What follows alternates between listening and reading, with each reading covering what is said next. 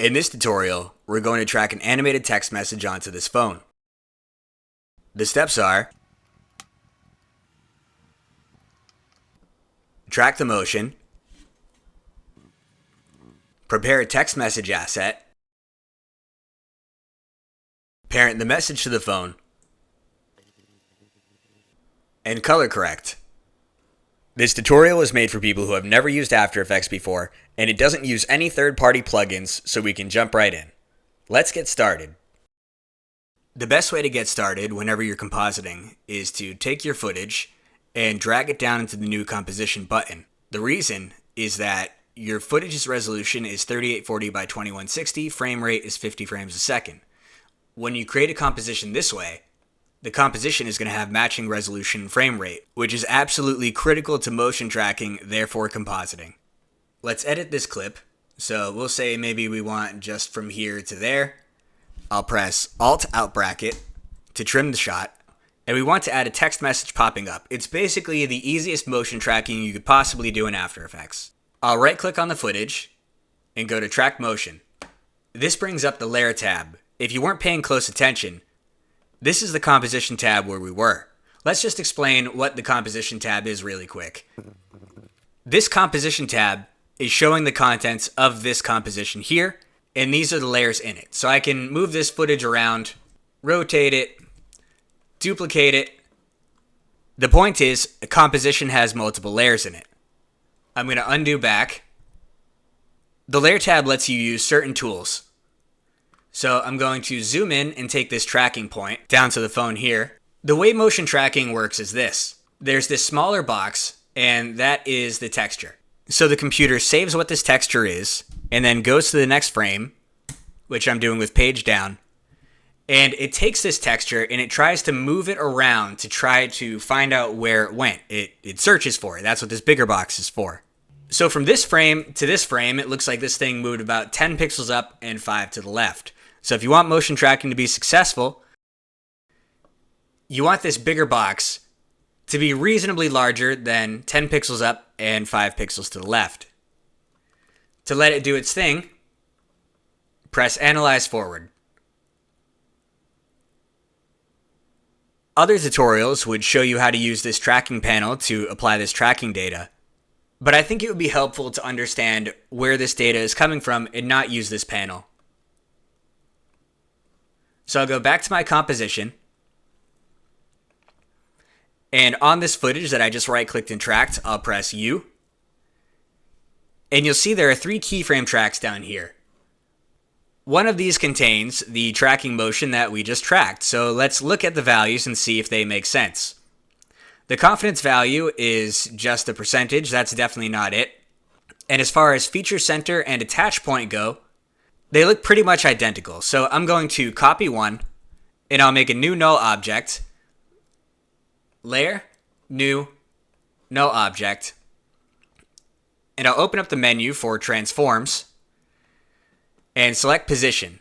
I want to make sure that my time slider is on the first frame that this keyframe is on. So for example, if I go here and I paste, it's going to paste offset in time. The first keyframe is always pasted on your time slider. So I'm going to paste here, position, and there. Now that null object is following his phone. I'm going to very quickly show you how you do this with lockdown. I'll go to Effect, Vranos, Lockdown. I'll press Pop Out. I'll control click on what I want to track. In this case, I'm going to increase the tracking resolution.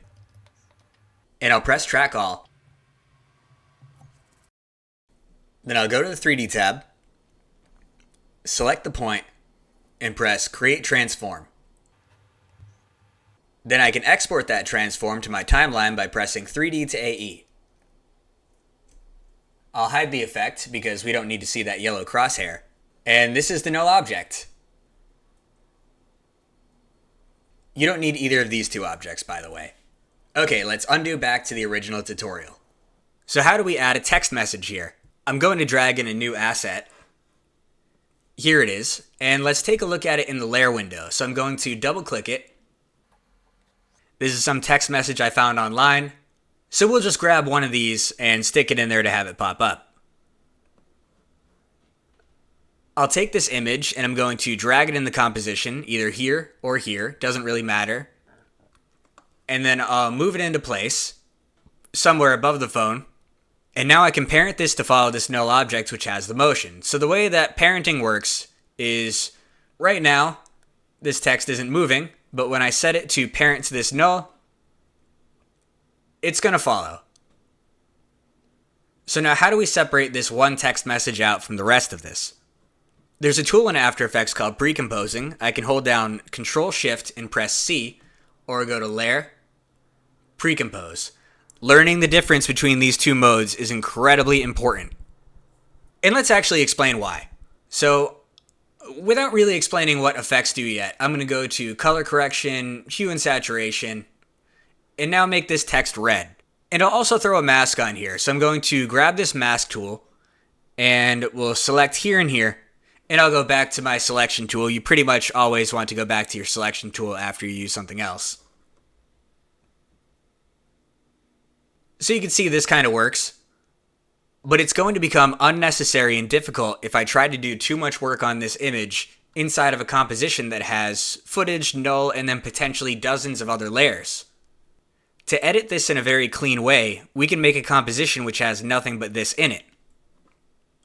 I'll go to Layer, Precompose, and if I press Leave All Attributes in Footage 2, you'll see there's a mask on my layer, and there's an effect up here on my layer. I'm going to press OK. Now notice what happened. The mask is still here, and this effect is still here. If I go in, this is the original image, and it's in a composition that's its same resolution. It doesn't have a frame rate because it's a still. It doesn't have any effects on it. So I'll go back, and now I'm just going to press Undo, and I'm going to precompose moving all attributes into the new comp, and I'll click this button. And what this does is it's going to take not just one layer. This is actually capable of precomposing multiple layers and everything that's attached to it. And it's also going to take your effect and your mask and put it in the new composition. So I'll press OK. Now you'll notice there's no mask on here, no effect. And when I go in here, this composition is 3840 by 2160. It's the same size as the original because essentially what we did, I'm going to hit undo. Precomposing by moving new attributes into the new composition is the same as basically duplicating the layer and then moving it in here, getting rid of whatever that was, and then you move into this new layer and you have just that layer that you precomposed. Alright, so finally, hopefully that cleared things up.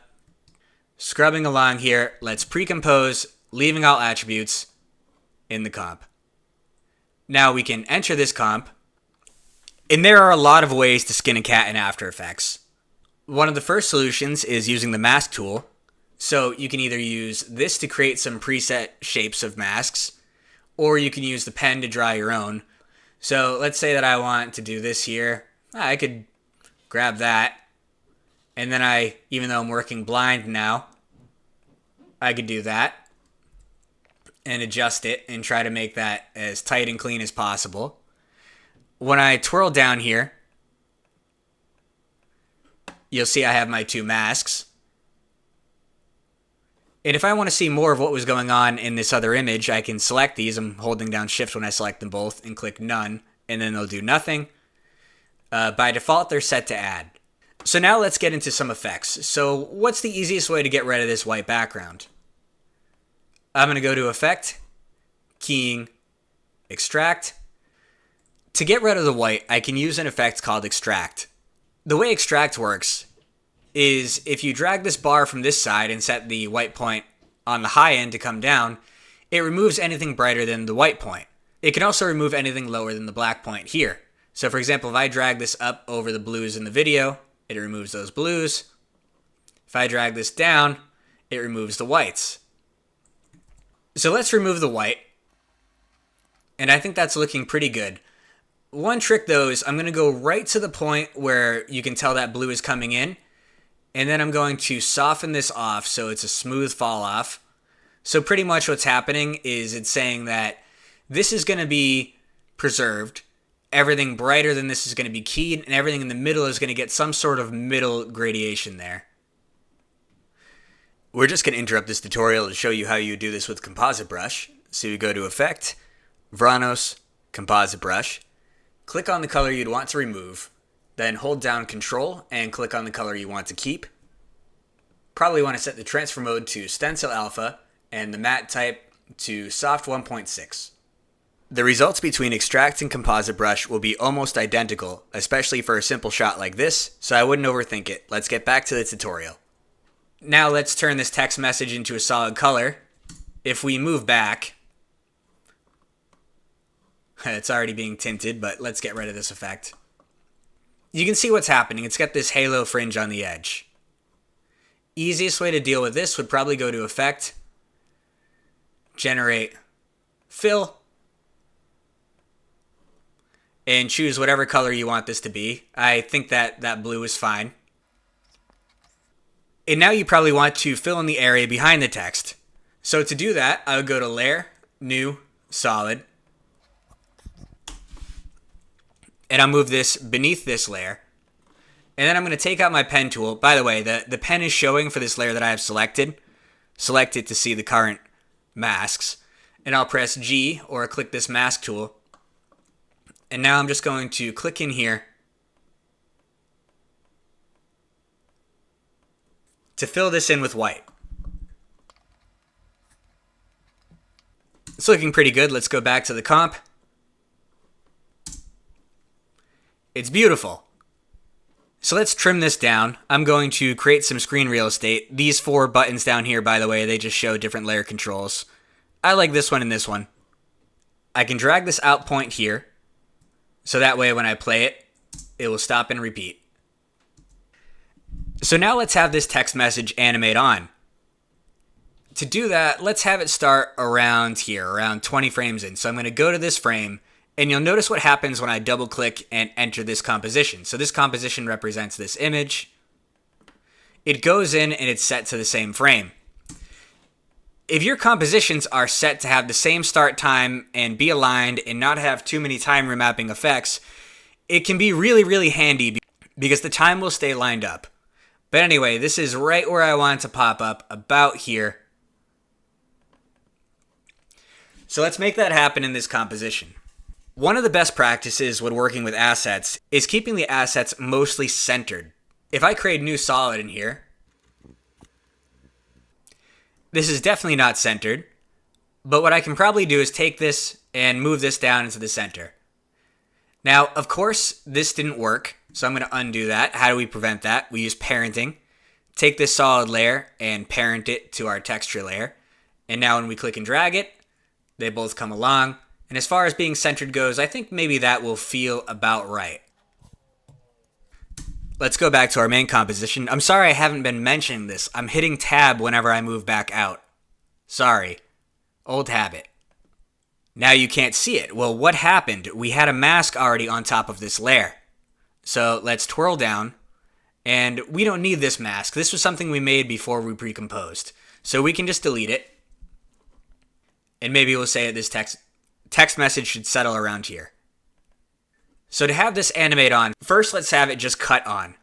To do that, I can select both of these layers and press Alt in bracket.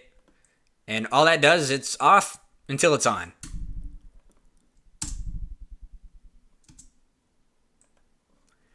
The other option is we can have it fade on. So I'm going to press T. Now these are 2 separate layers. Let's see what happens. The way that a keyframe works is that you have a stopwatch on most of your parameters, and it can change over time. One thing I should mention, yes, you can hit T to bring up opacity, but you can also click here and twirl down to transforms and then get to your opacity like this. I just like hitting T. So on this frame, we probably want to drag this down and set it key to off. And then we can move over maybe 10 frames or so and have it turn on. Now, let's see what happens here. Well, this looks absolutely terrible, doesn't it? This is something really important to learn early on in After Effects, is that 2 objects fading together is not equal to 1 object fading alone, even if it contains those 2 objects. So how would we deal with this? Well, one of the ways to do it would be out in the main comp, would be to just animate the opacity here. So we'll zoom in a little bit so you can see that. But that's not how I would do it. I'm going to bring their in and out points back. I would actually pre-compose these again. And see, everything has a reason. I set this up so I could show you both ways to pre-comp. I'm going to hit Control-Shift-C or go to Layer, Pre-compose, moving all attributes into the new comp. Now notice how this first option isn't available anymore. That's because I have two layers selected. I'll call this text message design or whatever, or layout, right? So inside here, you have all the layers that come up to making this as a still. And hey, maybe I could even press Control K and I could bring down the size of this comp. So that way this is something a little bit more portable and neat in case someone else needs to use it in their project. You typically make things as small and reasonable as possible. And then we move into here. Now what's this going to be? This is going to be the text message animating on. So now I can press T for opacity and I could have it animate here. And then I'll just move forward a couple of frames and have it animate there. Boom.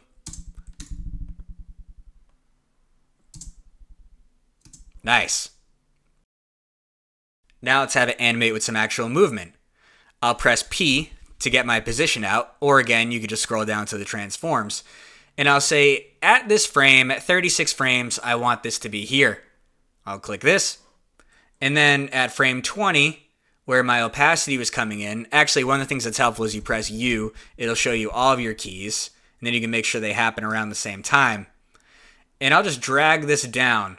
So over time, on frame 20, this is the position, this is the opacity, and then it does that. Animates on with both those happening at once. Let's see how this looks in the main comp.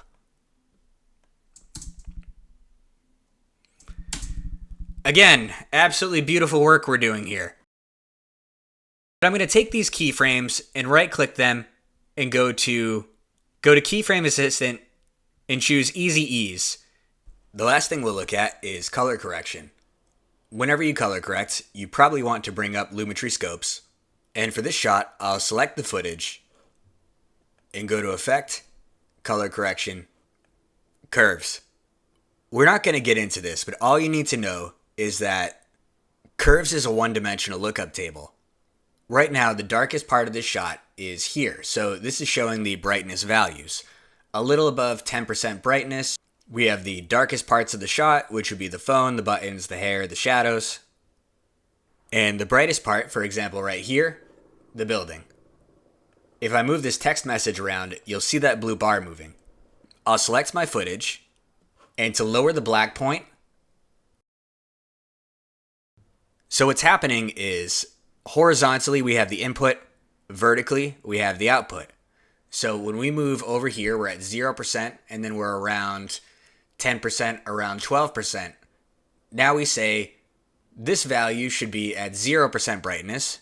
So it was here, and we drag it down. And then we can bump this up slightly to brighten, but I wouldn't go crazy.